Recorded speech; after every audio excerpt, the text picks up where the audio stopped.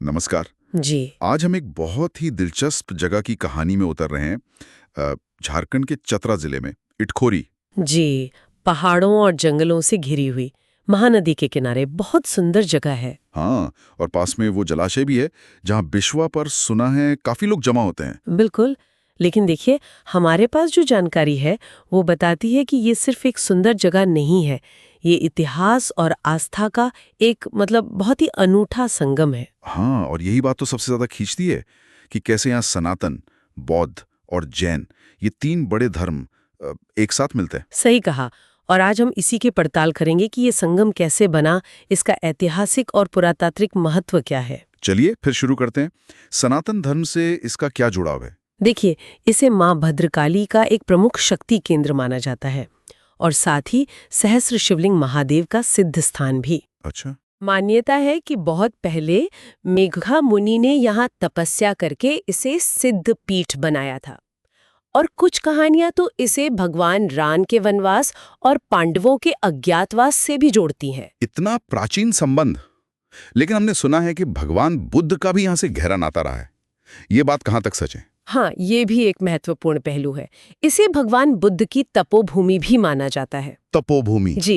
एक कथा चलती है कि जब सिद्धार्थ गौतम यहाँ तपस्या कर रहे थे तो उनकी माँ उन्हें वापस ले जाने के लिए आई। अच्छा। हाँ, पर वो ध्यान में इतने लीन थे कि माँ के मुंह से शायद निकल गया इत्खोई, मतलब यहीं खो दिया मैंने से। अच्छा। और कहते हैं शायद इसी से इस जगह का नाम इटखोरी पड़ गया। ओ, इटखोई से इटखोरी।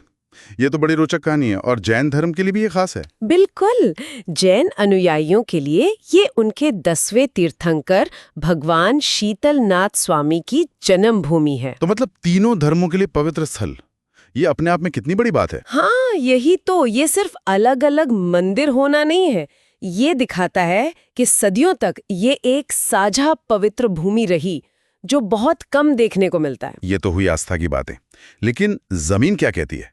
मतलब पुरातत्व विभाग, एएसआई ने भी तो यहाँ काम किया है ना? जी हाँ, बिल्कुल। भारतीय पुरातत्व सर्वेक्षण की खुदाई से ये बात पुख्ता होती है कि यहाँ लगभग 9वीं-10वीं शताब्दी में मठ और मंदिरों का निर्माण हुआ था। 9वीं-10वीं सदी। हाँ, और परिसर में जो संग्रहालय है वहाँ रखे पुराविशेष इसके गवाह हैं। और वो माँ भद्रकाली की प्रसिद्ध प्रतिमा, उसके बारे में क्या खास है? सुना है बहुत ही बेशकीमती और पुरानी है। वो प्रतिमा तो वाकई अद्भुत है। कीमती काले पत्थर से बनी है, करीब 5 फुट ऊंची, 4 भुजाओं वाली मूर्ति है। और सबसे दिलचस्प बात यह है कि मूर्ति के ठीक नीचे चरणों के पास ब्राह्मी लिपि में एक लेख खुदा हुआ है। ब्राह्मी लिपि में क्या लिखा है उसमें? उसमें लिखा है कि इसका निर्माण 9वीं शताब्दी में राजा महेंद्रपाल द्वितीय ने करवाया था। 9वीं सदी, राजा महेंद्रपाल द्वितीय। वाह, मतलब इतिहास सीधे हमसे बात कर रहा है वहाँ। अच्छा, और वो सहस्र शिवलिंग का भी जिक्र आता है। हाँ, वो भी बहुत अनोखा है। सोचिए, एक ही पत्थर पर 1008 छोटे छोटे शिवलिंग उकेरे हुए हैं। 1008 एक ही पत्थर पर? जी हाँ। और उसकी बनावट ऐसी है कि जब आप जल चढ़ाते हैं तो एक ही बार में सभी 1008 शिवलिंगों का अभिषेक हो जाता है। कमाल की कारीगरी। बिल्कुल। और उसके ठीक सामने नंदी की भी एक बड़ी मूर्ति है। उस जमाने के शिल्पकला का बेहतरीन उदाहरण है ये। अच्छा, परिसर में एक बौद्ध स्तूप होने की बात भी है। हाँ, एक बहुत ही अद्भुत मनौती स्तूप है वहाँ। उसमें भगवान बुद्ध की 1004 छोटी और 4 बड़ी प्रतिमाएं हैं। एक प्रतिमा महापरिनिर्वाण मुद्रा में है। और ये कितना पुराना है? एएसआई इसे भी 9वीं शताब्दी का ही मानता है। वैसे एक कहानी इसे सम्राट अशोक के बनवाए 84,000 स्तूपों में से एक बताती है। हालांकि ये किंवदंती है। इस स्तूप से जुड़ी कोई रहस्यमयी बात भी है शायद। हाँ, एक थोड़ी हैरान करने वाली बात है, इस स्तूप के सबसे ऊपरी हिस्से में पता नहीं कैसे पानी जमा रहता है। पानी जमा रहता है ऊपर? हाँ। ये कैसे होता है? ये अब भी शोध का विषय है। हाँ। थोड़ा अजीब है। दिलचस्प।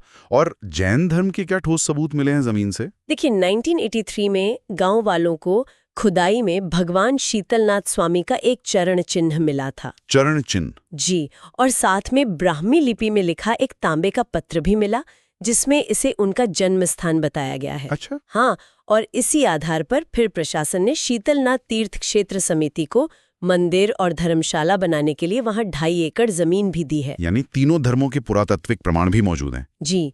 इनके अलावा वहां एक पुराना कनूनिया माई मंदिर और एक सती स्तंभ भी है।